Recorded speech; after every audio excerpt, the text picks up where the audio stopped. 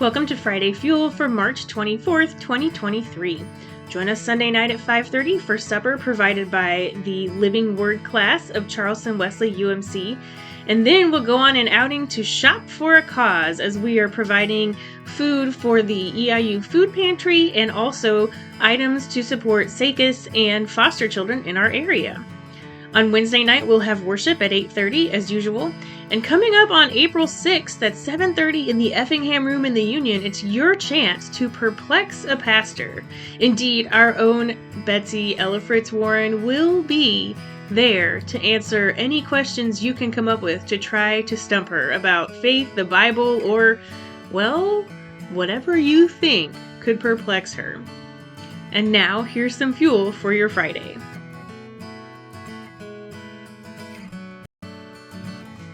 Welcome back for Friday Fuel.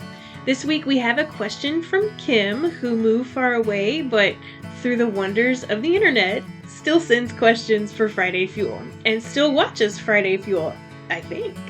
So Kim's question this week is, are there limits to grace?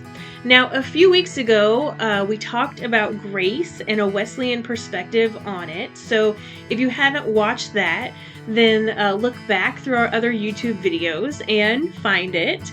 And today I'm going to just share a few thoughts kind of off the top of my head. If I spent a lot more time on this, then it would be more of a TED Talk, less of a Friday Fuel, and maybe more in depth than any of us actually wants me to go about grace, because there's a whole lot to be said about grace.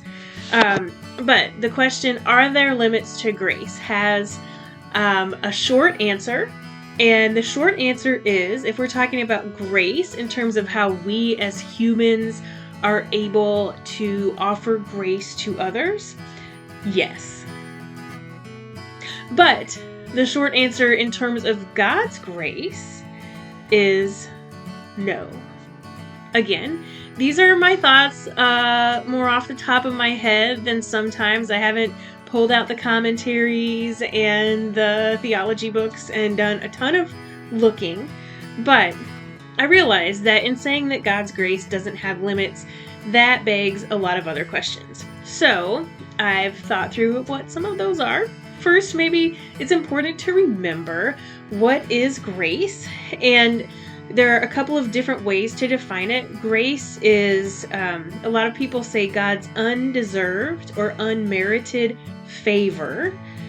Another way of saying it is that grace is the way that we see God's love lived out in the world around us.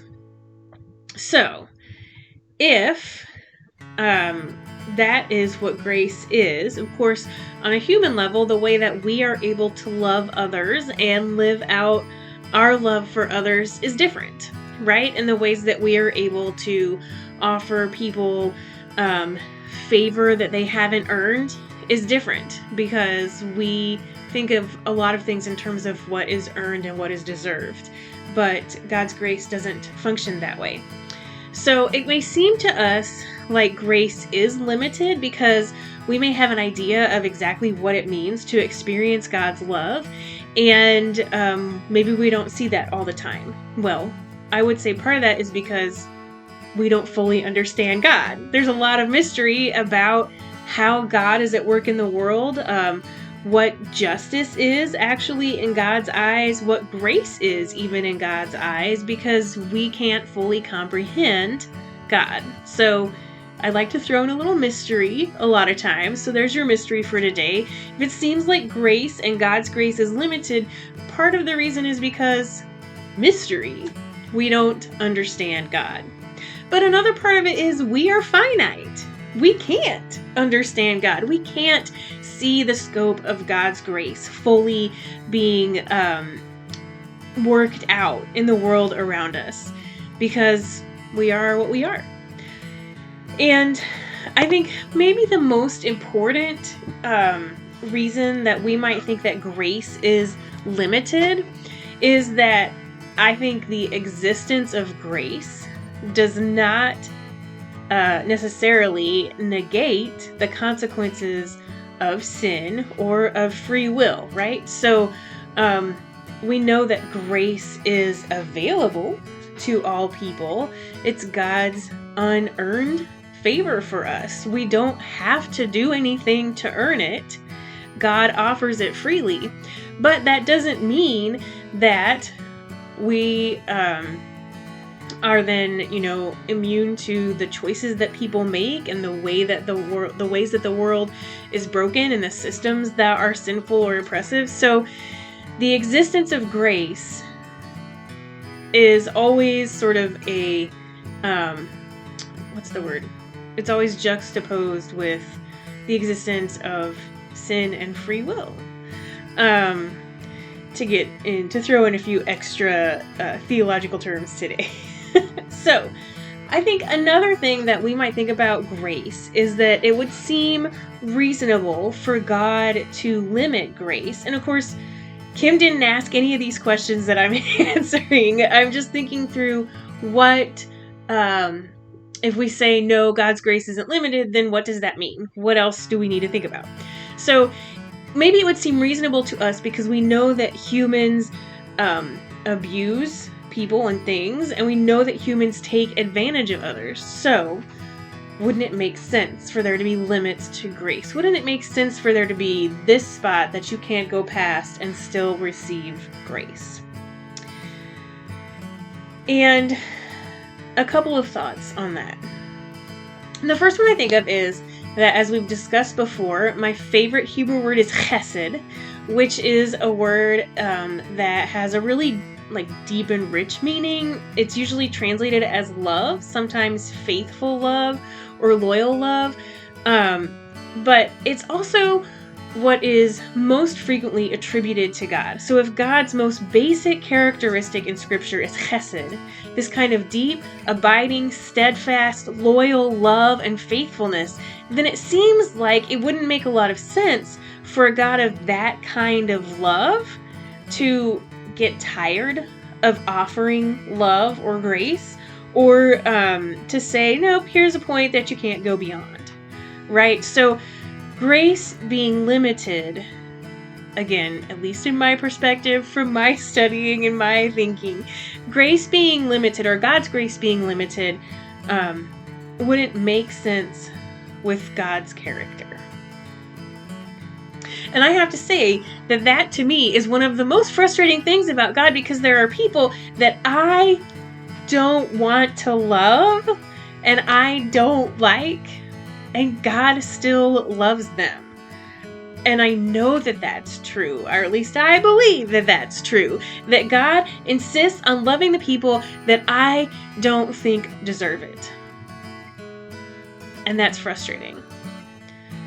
But it's also one of the most reassuring things about faith, because that means that God insists on loving me and offering me grace when I don't deserve it.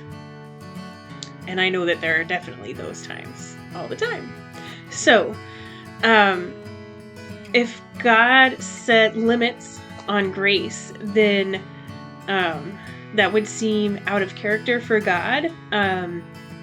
It would bring into question what justice means. And